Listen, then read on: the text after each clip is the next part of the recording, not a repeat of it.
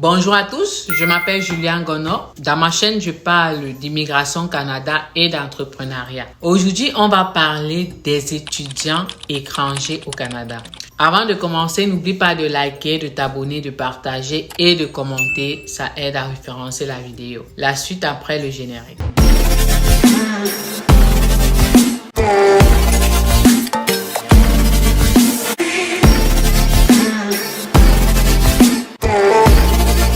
Alors, la population immigrante au Canada. En ce qui concerne les étudiants, j'ai fait plusieurs remarques et j'aimerais dire attention aux étudiants internationaux. Pourquoi? Parce que j'ai l'impression c'est un fait.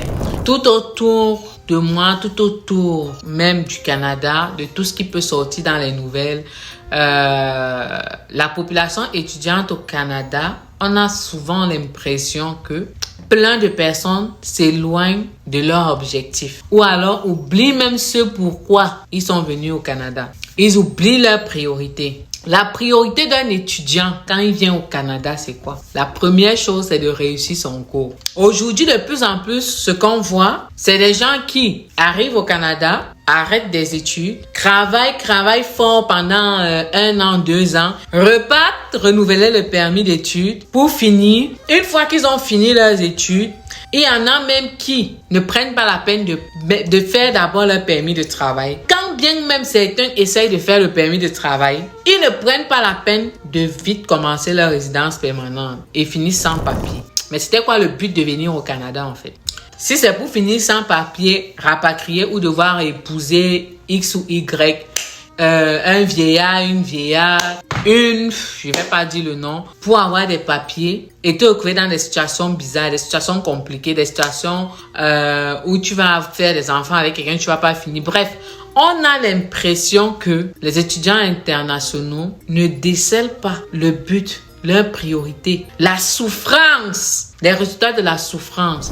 Je vais commencer par le début, mais avant, j'aimerais te parler de WinBet, une application qui te permet de faire des paris sportifs, de jouer à des jeux, essayer de gagner des millions. Les jeux de hasard. N'oublie pas d'utiliser mon code promo Julia1Win pour bénéficier de 500% de bonus après ta première recharge et de 50% après chaque gain. En tout cas, c'est bénéfique d'utiliser mon code promo. Ça te permet de te sauver des sous lors de ta mise. Je mettrai la photo juste là, vous allez la voir à l'écran. Alors, on va parler du début. Quand une personne obtient un permis d'études au Canada, arrive sur le territoire canadien, le premier objectif, ta première victoire est supposée être l'obtention du diplôme. En fait, je ne comprends pas comment quelqu'un met dans ses papiers. On peut comprendre que ça peut être un canal, ça peut être ceci. Mais le problème, c'est que dans la vie, tout a un canevas. On se lève pas à 10 ans, on va se marier, par exemple. On se lève pas à 12 ans. Sans expérience, sans rien, on lève une compagnie une entreprise ou une compagnie de, je sais pas, Tesla, ça n'existe pas. Ça n'existe pas. Même le créateur de Facebook, dont on parle tous les jours, il a eu un canevas. On ne se lève pas du jour au lendemain, on devient directeur dans une entreprise. Même si on est employé. En fait, venir au Canada, une fois que tu es arrivé, il y a un canevas. Il y a des étapes à suivre. Quand tu viens en tant qu'étudiant, le but est de réussir ton cours. Le premier défi qui m'amène à vous dire que le Canada n'est plus ce que c'était avant, c'est que c'est difficile, voire quasiment impossible d'étudier au Canada et de payer soi-même ses propres frais de scolarité, en plus des frais de nutrition et des frais d'hébergement. Je vous dis, c'est quasiment impossible. Encore pire dans les grandes villes. Avant, tu retournes 5 ans en arrière, tu pouvais travailler. Des gens jonglaient. Il y a des affaires même qui n'étaient peut-être pas permis, entre guillemets, que les gens faisaient. Mais maintenant, l'immigration est plus rude parce que les plans ont changé. Leurs objectifs ont changé. Les objectifs du gouvernement canadien ont changé. Leur façon de voir les internationaux ont changé. Ils ont eu le temps de vous étudier. Il faut savoir ça. Ils savent que la plupart qui viennent là, ils ont eu le temps de vous étudier. Donc, quand vous venez au Canada, soyez sages, soyez intelligents. Ne soyez même pas indulgents envers vous-même. Soyez durs envers vous-même. Il faut se mettre la pression. Il faut combattre soi-même au Canada pour pouvoir évoluer. Quand tu arrives en tant qu'étudiant, prends ton diplôme. Prends ton diplôme, étudie. Faut laisser les matchs vus d'internet. La vérité, c'est que quand quelqu'un veut réussir dans sa vie, il y a des bases qui se fixent. Il y a un temps pour tout. Il y a un temps pour tout. Il y a un temps pour relaxer. Il y a un temps pour se faire violer. Il y a un temps pour tout.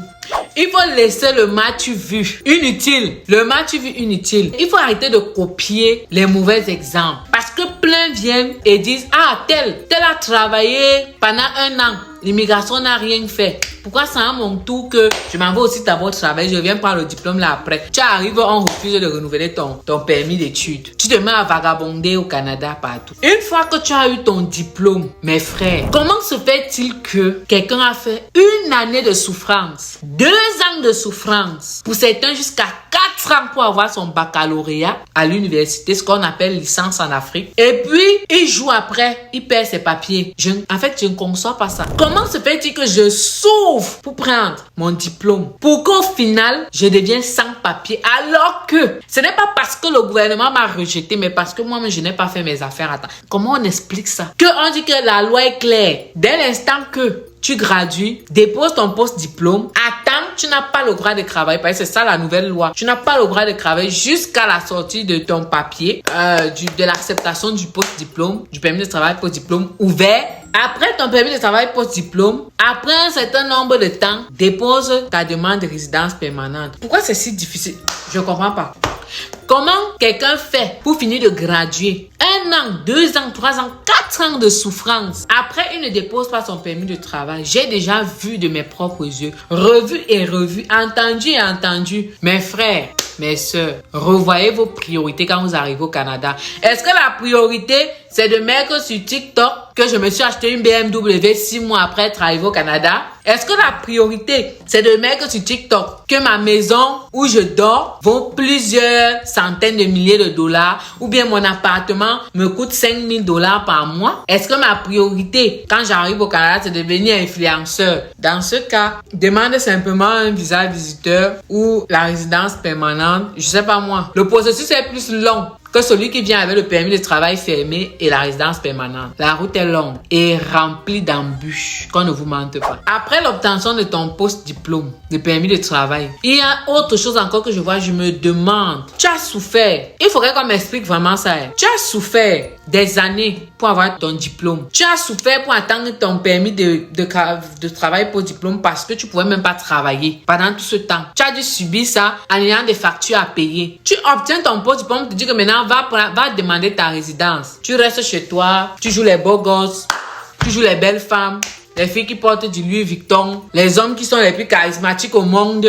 En fait, j'arrive pas à comprendre. Je dis, ce sujet m'intrigue beaucoup. Ce sujet m'intrigue. Certains diront que Julia, tu n'es pas avec eux pour savoir véritablement la cause. Il faut laisser. Il y a des gens que tu as gradué avec eux là. Ils ont gradué devant toi là. Tu connais la suite. Moi, on te dit après 2 ans que quelqu'un n'a même pas... Il n'est pas encore allé faire le test de français. Elle n'a même pas encore allé faire le test de français en 2 ans d'obtention du post-diplôme. Le test de français que tu peux faire le lendemain que tu obtiens ton diplôme. Tu te demandes, on est où? En fait, revoyez vos priorités. Avant de continuer, je vais vous parler d'une entreprise à Montréal qui fait dans les produits alimentaires et les produits cosmétiques. Global Sale, 4006 boulevard de la Côte-Vertu.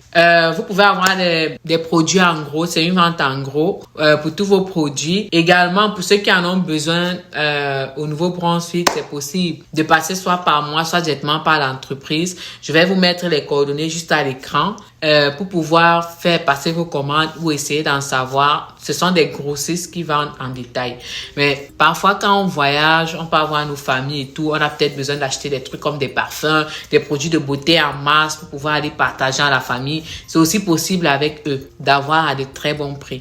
Donc, n'hésitez pas, je mets le contact. Ils ont un site internet, TikTok. Vous pouvez aller taper sur TikTok. Ils ont un site internet également où il y a leurs produits qu'ils vendent. Et je pense qu'il y a également des vêtements, des t-shirts, des affaires de même. Donc, n'hésitez pas. Par la suite, il y a également l'entreprise Bumper Zone, une salle d'arcade qui a ouvert dans la ville d'Edmundston. au 180 boulevard Hébert dans un centre d'achat. Pour tous ceux qui sont de passage, comme information, la ville d'Edmondson, c'est l'entrée du Nouveau-Brunswick où tu peux passer par là pour aller à Moncton, Bathurst, Fredericton, St. John, la totale. C'est l'entrée du Nouveau-Brunswick, la limite entre Québec et le Nouveau-Brunswick. Donc, si par hasard vous passez par là avec vos enfants et tout, n'hésitez pas. C'est un bon petit centre d'achat. C'est une belle place pour faire amuser les enfants juste pour un jour ou de quoi. On va continuer avec notre sujet. Après avoir obtenu ta résidence, si tu veux, tu ne deviens pas citoyen, si tu veux, mais ça te regarde. Après ça, il y a une suite. Tu as obtenu le diplôme. Est-ce que le diplôme que j'ai obtenu me convient pour continuer dans ça? Ou alors c'était juste le but d'obtenir au moins mes papiers, la base au Canada, les papiers, que je ne comprends pas comment les gens finissent d'étudier, ils souffrent pour avoir le diplôme là. Avoir un diplôme canadien en tant qu'étudiant international, il faut qu'on te donne du chapeau. C'est du mental. Être à la fois son parent et son enfant en une même personne. C'est du mental. Donc une fois que tu as ta résidence, si tu veux, tu obtiens ta citoyenneté, si tu veux, tu ne l'obtiens pas. En tout cas, c'est à toi de voir. Mais seulement, après, il y a toujours une suite. Maintenant, qu'est-ce que je veux faire de ma vie? J'ai les bases. Je suis déjà établi au Canada et pas moyen de me faire sortir n'importe comment. Maintenant, qu'est-ce que je fais? Est-ce que j'ai obtenu un diplôme d'aide-soignant, de préposé aux bénéficiaires? Est-ce que j'ai obtenu un diplôme de secrétariat bureautique, donc gestion de bureau au Canada? Est-ce que j'ai obtenu un diplôme de technicien en informatique ou expert en comptabilité? En fait, qu'est-ce que je fais? Est-ce que j'ai obtenu un diplôme d'infirmière clinicienne? Est-ce que j'ai obtenu, en fonction de mon diplôme, maintenant c'est quoi la suite? Est-ce que je vais retourner à l'école pour pouvoir gagner plus? Est-ce que je vais entreprendre? Est-ce que? Ça, c'est tes bases, c'est propre à chacun. Pour ma part, je vais toujours préconiser et je vais toujours parler de ça. L'entrepreneuriat, c'est la base. Dans une autre vidéo, je vous dirai les 5 raisons essentielles pour moi qui me permettent de dire l'entrepreneuriat, c'est la base de tout. Je peux pas vivre sans entreprendre. Je suis sûre que ma vie serait très plate. Donc, l'entrepreneuriat, c'est la base. Mais maintenant, qu'est-ce que je veux devenir après? C'est là où tu peux retourner à l'école. Tu peux voir... les Canadiens, ils ont l'aide. Ils ont beaucoup d'aide. Une fois que tu es Canadien ou résident permanent, tu peux étudier ici. C'est même le gouvernement qui paye la moitié de ta scolarité ou qui paye la suite de ta formation jusqu'au paiement de l'examen national. Les gens ne vous diront pas ça, hein. Jusqu'aux examens nationaux, le gouvernement paye que repas à l'école. Dépendamment de la filière que tu fais, donc du programme, je veux dire que tu fais et tout. Une fois que tu es arrivé là, tu as tout fait pour le Canada. Si entre-temps, tu décides qu'en même temps que je fais ça, je fonde ma famille, ça c'est ta vie privée, ça me regarde pas. Mais je dis la partie où c'est le minimum que je ne comprends pas. Les gens font comment pour finir au Canada? Laissez le diplôme, aller travailler l'argent, revenir. Déjà, je vais vous dire, si tu n'as pas l'argent pour venir au Canada, il faut rester chez vous. En tout cas, la souffrance sera de taille. Parce que payer la pension là, ce n'est pas nous sommes plus en 2018-2019 où j'arrivais, je vous disais, c'est possible, machin, ce n'est plus possible. Je vous ai dit que c'était possible, non, je vous dis que ce n'est plus possible. La plupart vont soit être mis dehors parce qu'ils n'ont pas pu payer la pension ou trouver une âme de très bonne volonté qui pourront les aider. Mais sinon, faire ses études, travailler, déjà même la limite de travail maintenant c'est 24 heures par semaine. Donc en 48 heures, tu as gagné combien? Si tu travailles au salaire minimum en tant qu'étudiant, ou un maximum de 21-23 dollars de l'heure, tu as un maximum par semaine, peut-être 300 ou 250 dollars, 500 par semaine, 500 ou 2 semaines ou 600. C'est rien du tout pour la vie. C'est même déjà rien du tout pour ton loyer et manger. À plus forte raison, payer une scolarité. Donc, revoyez vos priorités. Si vos priorités, c'est tous devenir des influenceurs et des influenceuses, d'accord. Ne faites rien au Canada. Après, soyez rapatriés ou bien sortez et n'ayez plus la possibilité d'entrer, mais n'ayez pas honte après. Parce qu'il faut assumer ses choix. Ou si la priorité, c'est de frimer. C'est de frimer après, si quelque chose arrive, tu restes dans le pays de si je savais. Revoyez vos priorités. Et c'est comme ça que vous trompez trop nos petites soeurs et nos petits frères. Le Canada, là, c'est dur, moi je vous dis. Je suis arrivée, j'ai eu la grâce. J'ai eu tellement de grâce dans ma vie que je ne dirais pas que le Canada n'a été que sombre. J'ai eu la grâce d'avoir des hauts et des bas, mais des fins très heureuses dans tous les domaines. Tout, c'est ma grâce. Plein n'ont pas cette grâce. Mais il y en a qui provoquent leur malheur. Tu es étudiant, tu saoules comme un abeille. Tu saoules là même, tu ne restes pas tranquille. Le pays où les gens n'aiment même pas les bruits ici. Tu cherches seulement où tu vas aller voir les casiers judiciaires. Tu es étudiant.